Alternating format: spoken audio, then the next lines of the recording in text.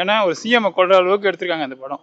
அது வந்து நெசசரி. படம் வந்து எப்படின்னா கிரைம் மாதிரி ஆமா, கிரைம்னா கூட சிஎம் எல்லாம் வந்து கொல்ற மாதிரி எடுக்கிறது வந்து மன்னிக்கப்பட முடியாத குற்றம். ஹீரோவா இதுல நல்லா இருக்கா? நல்லா இருக்கு படம்.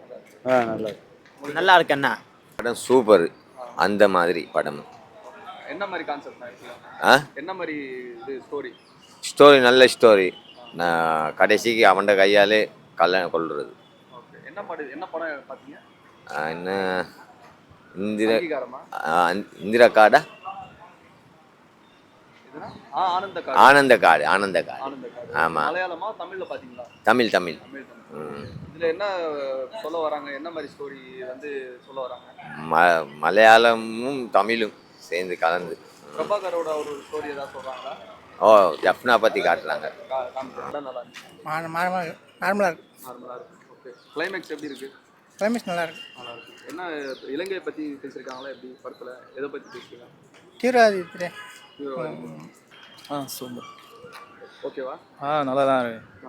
என்ன மாதிரி கான்செப்ட்னா? என்ன ஸ்டோரி? என்ன சொல்லலாம்? ஸ்டோரினா தமிழ் எல்லாம் வரணும். படம் நல்லா இருக்கு. மலையாளம் மாதிரி இருக்கா இல்ல தமிழ் மாதிரி இருக்கா? தமிழ் மாதிரி இருக்கு.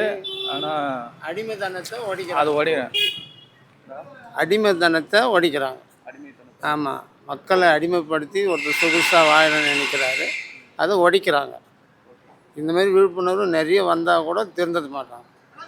அது இலங்கை பிரபாகர் அவரை பற்றி பேசியிருக்காங்களா? இல்லை, அந்தமாரி வரல. ஒரு சின்ன வேர்டு வருது, ஆழப்படுத்தி சொல்ல மாதிரி ஏதாவது காமிச்சிருக்காங்களா? இல்லை.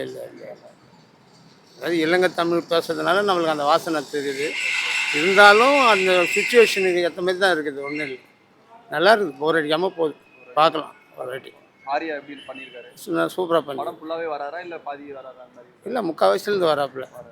பாதிக்கு மேலே நல்லா பண்ணிக்கலாம். யார் முக்கிய கேரக்டர் யாரு கொடுத்துருக்காங்க?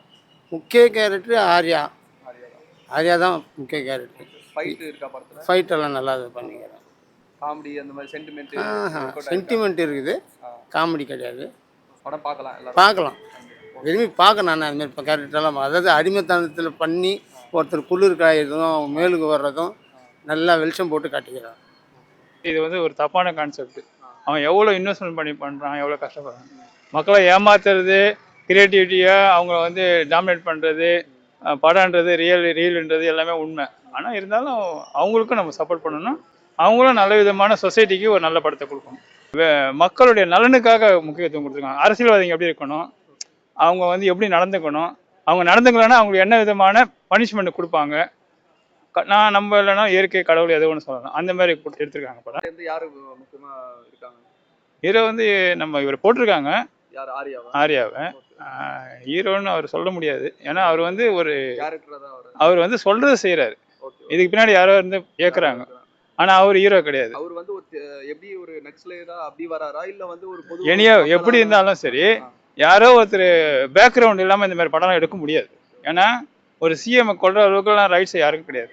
ரைட்டுங்களா? ஆர்யா வந்து சிஎம் கொள்ற அளவுக்கு இருக்காருன்னா அவர் வந்து ஹீரோ கிடையாது. படம் போட்டு எடுக்கிறவங்க சொல்றாங்க, அவர் செய்யறாரு, அவ்வளோ. இப்போ வந்து எப்படி திரைக்கதையா வந்து எப்படி வந்திருக்கு? நல்லா விறுவிறுப்பா இருக்கா படம்? எப்படி இல்ல ஸ்லோவா போதா படம்? அப்படி இல்லை, அவருக்கு பணம் எவ்வளோ சம்பளம் கொடுத்தாங்களோ அதுக்கேற்ற மாதிரி நடிச்சிருக்காரு. படம் விறுவிறுப்பா போதா போலையான்றதை பற்றி மக்கள் தான் தீர்மானிக்க, நாங்கள் தான் சொல்லுங்க நீங்க.